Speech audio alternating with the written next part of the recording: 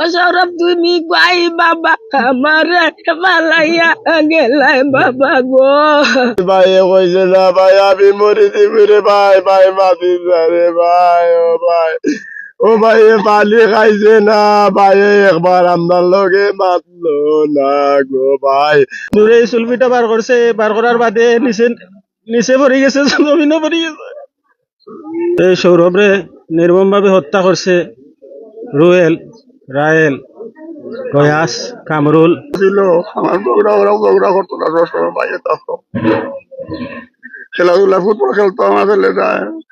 আমার ফুল ছেলেটা খেলাধুলা খেলিয়া আর কোনো একটা খেলা আসিল, তার গায়ে আছে জার্সি রয়েছে তার গায়ে। আমার ছেলে কোনো দরবারে না, বাইরে না, কোনো হাজিরা কোনো মায়ের করতো না আমার ছেলে। আমার ছেলেটারে নির্মমভাবে হত্যা করছে, আমি এটা বিশ্বাস চাই ফাঁসে। এ ঘটনায় সৌরভকে বাঁচাতে গিয়ে আরো কয়েকজন আহত হন, যাদের কেউ কেউ গুরুতর অবস্থায় Sylhet MAG Osmani medical college হাসপাতালে চিকিৎসাধীন রয়েছেন।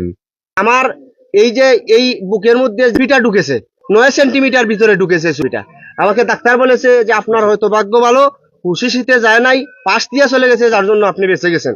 আরো অনেকে আছে, জাকির মিয়া নামে, উনি চিকিৎসাধীন অবস্থায় আছে এমএনজি উসমানী মেডিকেলে। ওর মেরুদণ্ডর হাড্ডিটা 2 হয়ে গেছে, ওর এমআরআই পরীক্ষা চলতেছে, এমআরআই হয়তো হয়ে যাবে।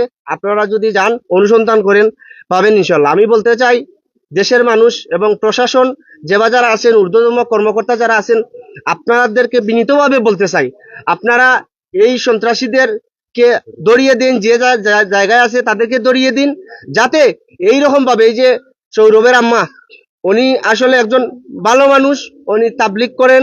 সৌরভ যেই ছেলেটা খুব ভালো ছেলে, অত্যন্ত ভালো ছেলে, আপনারা জিজ্ঞাসা করলে কারো কাছে পাবেন।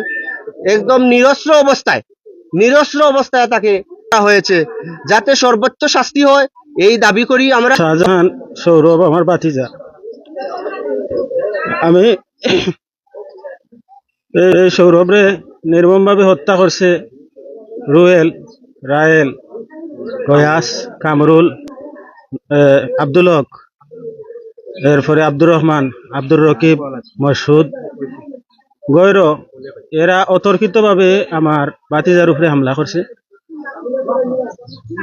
রুয়েল যে ছেলেটা, তার হাতে একটা সুলফি আছে, এই সুলফি দিয়া আমার ভাতিজার শ্বাসনালী গলার মাঝে সুলফি দিয়ে আছে। গা মারার সাথে সাথে সুলফিটা আটকে গেছে গলার মাঝে। সে তার জোরে জোরে এটা বার করছে, তখন সকল গিয়া তারে উদ্ধার করছেন। উদ্ধার করিয়া